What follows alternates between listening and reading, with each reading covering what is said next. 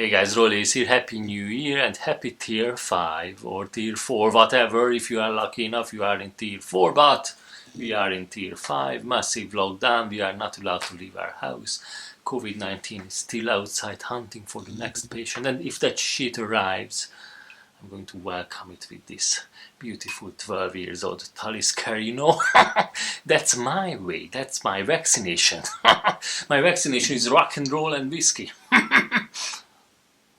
So I ordered an absolute fucking legend, and there's no better word that can describe this amplifier. An absolute legend. COVID-19 won't like this amplifier because it's loud, because it has the smell, it has the valve smell, it's burning. It electrifies the room and it electrifies me. So when that shit arrives, when that virus arrives, you know, I'm going to be well prepared. So, Marshall JTM-45, I just ordered a brand new Marshall JTM-45. Actually, it's not brand new, it was an X-display model. But anyway, these amplifiers could survive a North Korean rocket launch, or they can survive a nuclear attack or Chernobyl or whatever. You know, these can survive everything, and this is a beautiful, beautiful X-display Marshall JTM-45. That's a Marshall JD1 2x12 with 25 watt greenbacks, because those are the speakers for this amp. That's not even a question. Those are the speakers, greenbacks, 25 watt greenbacks. And this Talisker. So let's open the box. Let's open the box and see what this beautiful amplifier can do. And my PRS Custom 24 is there because there are tons of videos on YouTube where people use Gibson Les Paul guitars or Fender Struts or Tellys or 335s for demonstrating what a JTM-45 can do. So I thought, let's shoot a video with the PRS Custom 24. Let's open the box, let's see what we have here, plug the whole thing together and listen to it. But before that, I need to finish this Talisker. You know, COVID-19 is still outside, hunting for the next patient, and if that shit arrives, it won't like this 12 years old Talisker, but I like this 12 years old Talisker. This is beautiful. I bought this bottle of Talisker this summer when we went up to Isle of Skye. So it's this beautiful whiskey straight from the Isle of Skye. Oh my god. Let's finish this.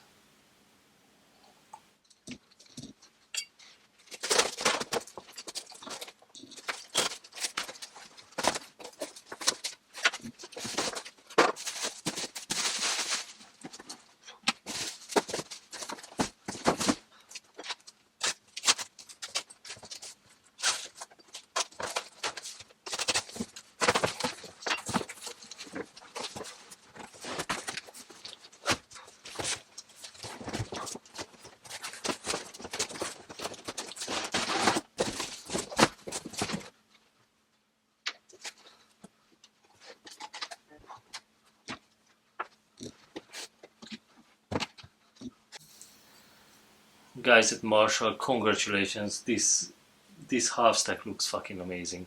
I tell you what, this is a matching pair. This head with this limited edition cabinet with this gold here around, matching this gold here on the amplifier, and this color matching this one. Fucking hell, this is amazing, guys. This is wonderful. It looks even better than I thought. Seriously, whoever designed this, congratulations. Fantastic. Let's have a listen. Let's have a listen.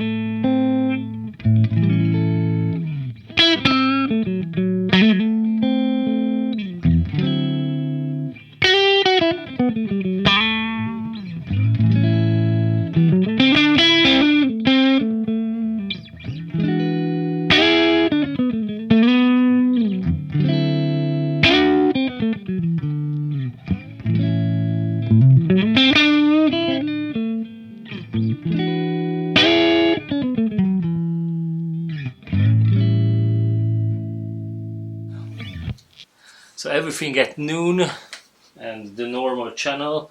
This is the basic sound. This doesn't really make sense because they didn't design the amplifiers this way, so they never promised it's going to sound perfect if you leave everything at noon, but I just wanted to demonstrate what is the basic sound. This is a clone of the Fender Bassman. That's where Jim Marshall got the influence, influenced by the Fender Bassman. This amp was first it was pretty much a copy of the Bassman, but with parts that were available here in England. Yes, but later they changed a few things, and it's not an exact copy obviously now anymore. And also so this is a valve rectified amplifier, so it has a JZ-34 in it for that purpose, and it has two 12AX7 in the preamp section, one 12AX7 is a phase shifter, and it has two 6L6 valves. So the earliest JTM-45s, when they appeared, they had 6L6s, and then they went to KT66, and also it has a quite long journey. And then for the reissue models, Marshall went back to these 6L6s, and there is nothing wrong with these valves. It sounds bloody amazing. Even everything at noon, that doesn't really make sense. I just wanted to demonstrate what you get out of the box when everything at noon. Bassmans can have some very interesting settings, and I'm going to demonstrate those now. Let's see.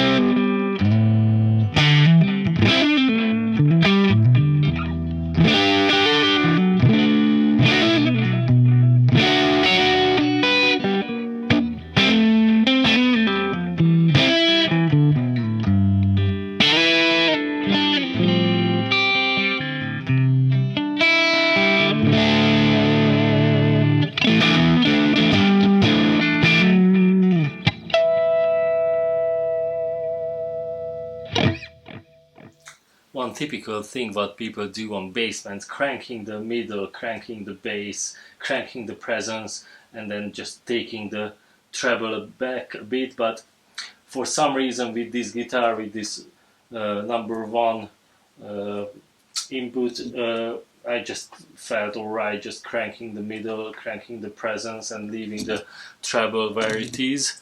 So yeah, I just wanted to demonstrate this is a very good idea. If you crank the middle, it starts overdriving more, and then put the guitar in the face, so it's a quiet, how do you say, quiet industry standard thing. If you want to have a guitar which just blends into the mix, you should take the middle back, because the middle makes the guitar sounding quite big, and it pulls out all those little harmonies and things like that. So if you want to be heard as a lead guitar player, you should crank the middle, but if you want to disappear, if you want to just blend beautifully in the mix, you should take the middle back. So that's a quite interesting thing. But for that setup, I just crank the middle, just to show you too what you can do with that. Also, I turned on a bit of delay. It doesn't have FX loop, and that's not a problem, because it takes effects really well in front of the amp, like a lot of massive effect player guys do, like The Edge or Brian May. They don't have FX loop in their old school amplifiers, and they sound quite well, I think. And they wrote quite amazing music, and they wrote some of the biggest licks and riffs in the history without FX loop in their amplifiers. So effects can sound really good in front of the amp, even time-based effects like a nice delay that just hits the amplifier, just hits the front end of the amplifier. That's a quiet good thing. You don't need FX loop all the time. And music and guitar playing exists without FX loop.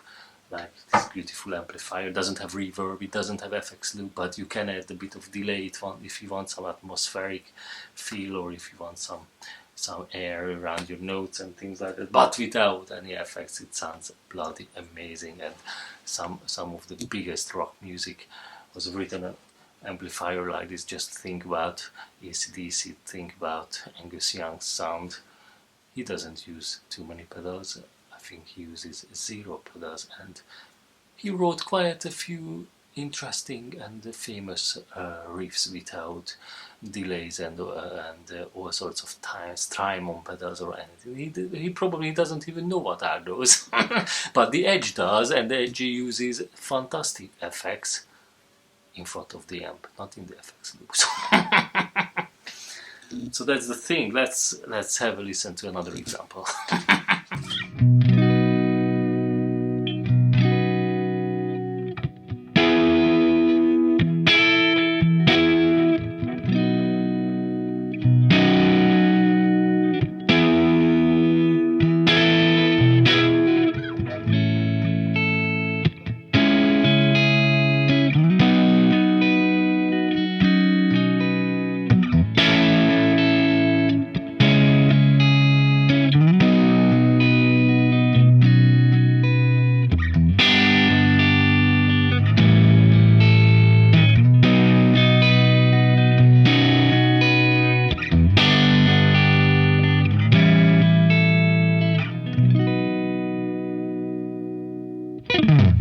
So this is Rolly's favorite setting on JTM-45.